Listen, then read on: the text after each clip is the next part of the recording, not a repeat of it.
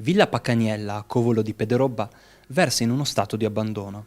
Il complesso architettonico in stile barocco settecentesco si presenta come un imponente edificio padronale che domina la vallata del Piave verso il Montello.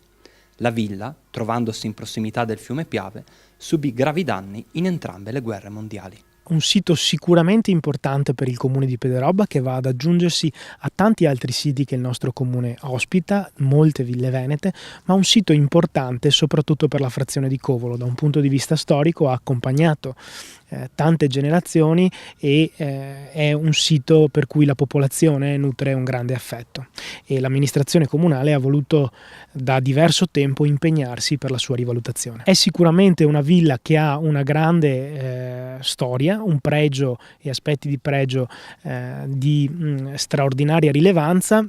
C'è un corpo centrale di pregio sicuramente, un parco secolare con alberi e specie arboree assolutamente da tutelare, e un piano visuale con un terrazzamento che dà proprio sul Piave che definirei monumentale. È una villa che è sottoposta a un vincolo, peraltro.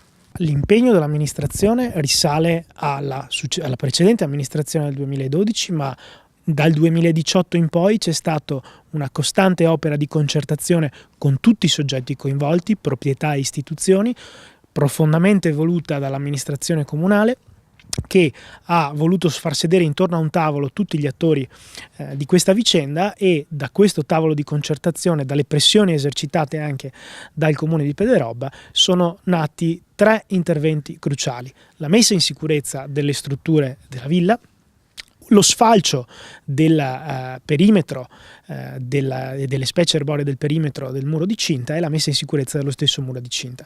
3 assolutamente operazioni che erano richieste da tempo, a cui si aggiunge anche la sistemazione e la messa in sicurezza del grande viale monumentale dei Tigli che accompagna la visuale e l'accesso alla villa. Quindi 3 obiettivi che ci siamo posti dover raggiungere, ma adesso bisognerà vigilare con grande attenzione sul proseguio, perché non ci fermeremo qui. Questo sito deve essere rivalutato e ne parleremo a tutti gli attori coinvolti.